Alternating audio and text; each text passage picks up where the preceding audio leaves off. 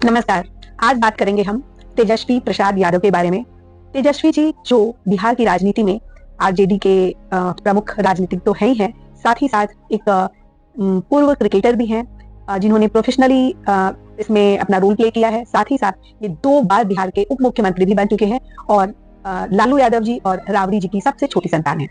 तो इनके बारे में आज डिटेल से बात करेंगे। उसके पहले मैं बता दूं, मैं Sunita Kabra, corporate numerologist, vastu expert और स्कैनिंग एक्सपर्ट, सीईओ ऑफ रेशम gold jewellery and your day maker. आपका दिन बना दो, बस यही कामना है मेरी। तो आज इनकी बात शुरू करेंगे।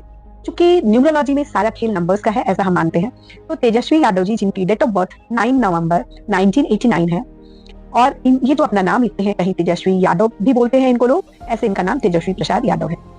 तो अगर मैं इनके बेसिक डेस्टिनी की बात करूं तो इनका जो बेसिक नंबर है ये प्योर 9 वाला नंबर है, जो नंबर एग्रेशन, एक तरफ से इस नंबर को दानवीर कर्ण का नंबर भी कहते हैं, तो वहीं ये फायर का नंबर भी होता है क्योंकि मार्स फायर से रिप्रेजेंट होता है। तो और डेस्टिनी नंबर जो इनके कंप्लीट डेट ऑफ बर्थ को ऐड करके आता है, ये मून का नंबर होता है। और जैसा कि हम सब जानते हैं, मार्स और मून, रानी और सेनापति, दोनों की आपस में युति उतनी अच्छी नहीं है। लेकिन अगर मैं इनके नाम की बात करूं तो तेजस्वी यादव भी तेजस्वी यादव से इनका नाम 3 नंबर पे आता है, और या फिर अगर हम तेजस्वी प्रसाद यादव करते हैं तो भी इनका नंबर 1 पे आता है, जो कि इनके साथ एक बैलेंस बनाता है, इनके माइंड बॉडी सोल में कनेक्शन बनाता है।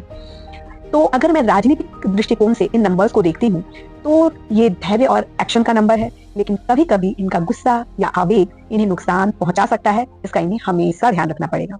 इन्हें अपने एग्रेशन को अपनी स्ट्रेटेजी के रूप में काम लेना पड़ेगा, तो ये इनके लिए बहुत फायदेमंद होगा, क्योंकि जो मून है, मून भावात्मकता का प्रतीक भी है, और इसके कारण ये कई बार इमोशन में आकर अपना आवेग खो सकते हैं। अदरवाइज ये नंबर लोगों के साथ कनेक्शन का भी होता है, और किसी भी राजनीति में अगर हैं आप एक्टिव रूप से, तो उसके लिए आपके साथ जनता का कनेक्शन स्ट्रांग होना बहुत इंपॉर्टेंट है।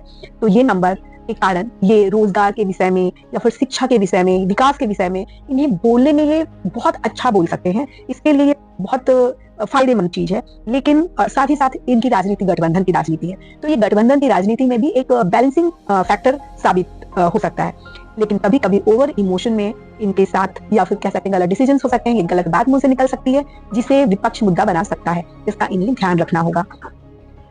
अगर मैं, चूंकि बात बिहार के राजनीति की हो रही है, इसलिए बिहार के नंबर्स को भी देखना बहुत जरूरी है। बिहार जिसको अगर ऐड करते हैं तो ये भी 2 नंबर पे आता है, मून का नंबर। और इसके साथ साथ अगर बिहार का प्रादुर्भाव जो हुआ था वो 22 मार्च 1912 में हुआ था, अगर उस दृष्टिकोण से भी उसका हम डेस्टिनी देखते हैं तो वो 2 पर आता है। इस अकॉर्डिंग अगर देखें तो चूंकि बिहार भी एक संवेदनशील, भावात्मक, इस यहाँ पर बुद्धिमत्ता भी है, आध्यात्मिकता भी है, परिवर्तनशीलता भी है। ये भूमि जो है ना बिहार की, ये करुणा, विवेक, ज्ञान की कर्म भूमि है। तो चूंकि यहाँ पर भी इनका अगर कॉम्बिनेशन देखें तो 4 और 2 का कॉम्बिनेशन है बिहार का भी, इसलिए बिहार में भी हमेशा कुछ ना कुछ उथल पुथल चलती रहती है, और बिहार की डेस्टिनी के साथ इनकी डेस्टिनी बहुत अच्छे से मैच करती है। इस कारण से इनके लिए राजनीति के हिसाब से बिहार बहुत अच्छी जगह है। अब बात करते हैं 2025 की। 2025 अगर मैं उनका पर्सनल ईयर देखूं तो इनका पर्सनल ईयर भी जो जाता है इस बार 2 पर ही जाता है, यानी वो भी मून का है। और साथ ही साथ इनका जो पर्सनल ईयर तो है ही है, और इनका एज ईयर, ये जो अभी एज चल रही है, उसके अकॉर्डिंग भी ये 9 पर है।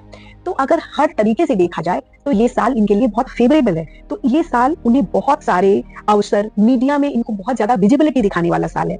ये अपने विचारों से, अपनी बोली से जनता के साथ एक बहुत अच्छा कनेक्शन बना सकते हैं, उन्हें आकर्षित कर सकते हैं। लेकिन अगर थोड़ा सा भी डाइवर्सिफिकेशन हुआ, या इनका अहम या इनका ओवर कॉन्फिडेंस इन पर हावी हुआ, तो इनके लिए दिक्कत शुरू हो जाएगी। तो ये साल इनके लिए रिलेशन बनाने का टाइम है, डेलीगेशन का टाइम है, बैलेंसिंग का टाइम है। गठबंधन के हिसाब से ये साल इनके लिए अच्छा तो है ही है। इनको इसे सहेजना है, अपने गठबंधन को, सबों के साथ एक अच्छा कनेक्शन बनाते हुए सबको साथ में लेकर आगे चलना है, और संयम के साथ नियम, कोई भी निर्णय लेना है तो वो पूरे संयम के साथ लेना है। यह सत्ता संघर्ष का साल नहीं है। इस साल सत्ता नहीं मिल सकती इनको, लेकिन इस साल ये एक पावर बिल्डिंग का साल है। इस साल ये एक बहुत अच्छे व्यक्तित्व के रूप में उभर कर वापस से आएंगे। ये साल इस हिसाब से इनके लिए बहुत फायदेमंद है। तो अगर इसका और ज्यादा फायदा लेना है तो इन्हें अपने, एक तरफ जहां मार्स का ध्यान रखना है, वहीं दूसरी तरफ इन्हें अपने मून का भी ध्यान रखना है, क्योंकि इनका मून ही इन्हें ऊपर तक ले जा सकता है, तो यही इन्हें गिरा भी सकता है, डुबा भी सकता है। तो इसका ध्यान रखें। अगर किसी का इस बारे में कोई भी कमेंट हो, कुछ भी पूछना चाहे, देशम है ना।